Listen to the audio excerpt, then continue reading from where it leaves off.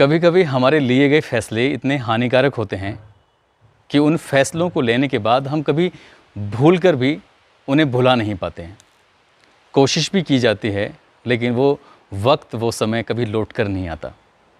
आज की जो मैं सच्ची घटना आपको सुनाने जा रहा हूँ, उस सच्ची घटना में भी कुछ ऐसा ही होता है। एक छोटे से फैसले ने युवक की ज़िंदगी को हमेशा के लिए ख़त्म कर दिया।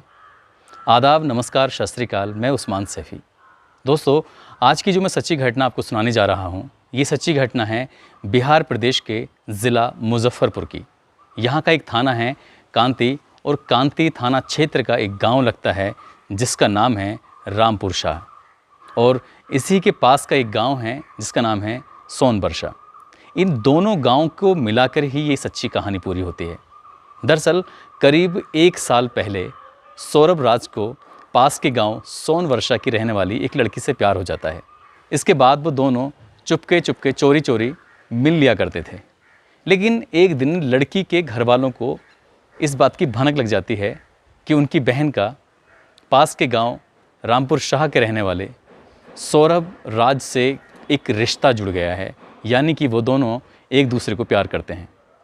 बस वो मौके की तलाश में थे और उन्होंने उस सौरभ राज को बहुत पीटा। बात घर तक पहुंचाई और घर पहुंचने के बाद जो उसका पापा हैं मनीष कुमार, उन्होंने किसी तरह से अपने बेटे की जान बचाई और कहा कि ये सोनवर्षा में कभी नहीं आएगा। इसके बाद उन्होंने अपने बेटे को उड़ीसा नौकरी करने के लिए भेज दिया। वो वहाँ बड़ी खुशी से रह रहा था और उसके पापा मनीष कुमार ने एक वादा भी लिया कि वो कभी भी गांव वापस लौट कर नहीं आएगा तो सोनवर्षा के बारे में कभी नहीं सोचेगा, वहाँ की लड़की जिसको प्यार करता है उसके बारे में कभी नहीं सोचेगा। ठीक वैसे ही चल रहा था, सब कुछ ठीक ठाक था। जो कमाता था वो अपने घर वालों को भाई अकाउंट में भेज दिया करता था, घर वालों से बातचीत होती थी, सब कुछ ठीक चल रहा था। लेकिन अचानक ही सौरभ राज के परिवार में उसके एक रिश्ते में बहन लगती है, उसकी शादी थी। तो उस शादी में शामिल होने के लिए सौरभ उड़ीसा से अपने गांव वापस आ जाता है और ये तारीख है 1 जुलाई की। शादी में शामिल होता है और यहाँ भी वो हंसी खुशी रह रहा था। लेकिन अचानक ही किसी ने सौरभ को देख लिया और ये देखने के बाद ये सूचना पास के गांव सोनवर्षा में पहुंचा दी। यानी कि उस लड़की के घर वालों को ये बता दिया कि सौरभ राज गांव में आया हुआ है। अभी पुलिस इस बात की तस्दीक नहीं कर पाई है, जांच नहीं कर पाई है कि सौरभ राज को सोनवर्षा बुलाया गया था या लड़की ने अपनी मर्जी से बुलाया था। 23 जुलाई की शाम लगभग 4 बजे के आसपास सौरभ के पास फ़ोन आता है कि मुझे तुमसे मिलना है, बहुत ज़रूरी बातें करनी है। सौरभ राज उस फ़ोन को दरकिनार भी कर सकता था, उसे गंभीरता से नहीं ले सकता था, यानी कि उसे इग्नोर कर सकता था, और वो जाता ही नहीं तो शायद जो घटना उसके साथ हुई है वो कभी नहीं होती। दरअसल उस फ़ोन के बाद वो पास के गांव में चला जाता है और लड़की से मिल ही रहा था कि अचानक लड़की के भाइयों ने उसको देख लिया और उसको इतना पीटा कि वो बेहोश हो गया।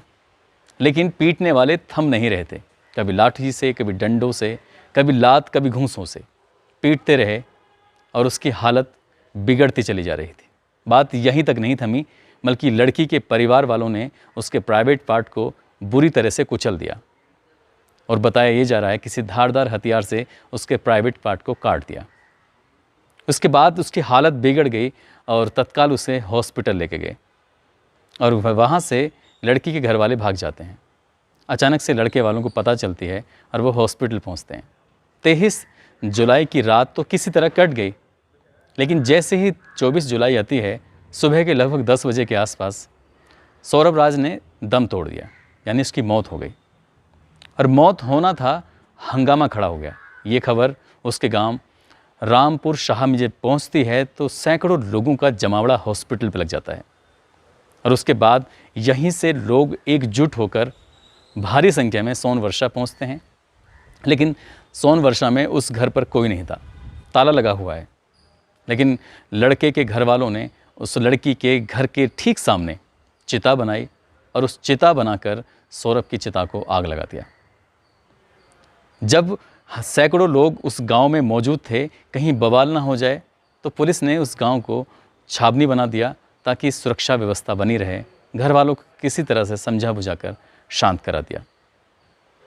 अब सौरभ इस दुनिया में नहीं है और वो हमेशा हमेशा के लिए अपने परिवार से जुदा हो गया है।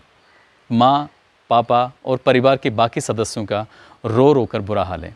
परिवार के लोग कहते हैं कि काश सौरभ ने ये फैसला लिया ही नहीं होता, काश वो लड़की के परिवार वालों से या उनके घर नहीं जाता तो शायद ये वारदात होती ही नहीं। और इसीलिए इस वारदात की कहीं ना कहीं मनीष कुमार को भनक लग गई थी, इसलिए उन्होंने अपने बेटे को उड़ीसा नौकरी करने के लिए भेज दिया था। दोस्तों, वाकई हम अपनी ज़िंदगी में कई बार ऐसे फैसले ले लेते हैं जो फैसले हमारी ज़िंदगी पर बनाते हैं। आज की घटना में भी ऐसा ही हुआ है। लेकिन इस कहानी को सुनाने का उद्देश्य किसी को परेशान करना नहीं, किसी का दिल दुखाना नहीं है, बल्कि आपको सचेत करना है, आपको जागरूक करना है। आप जहाँ भी रहें, जिस हाल में भी रहें, सुरक्षित रहें, अपना ख्याल रखें। जय हिंद, जय भारत।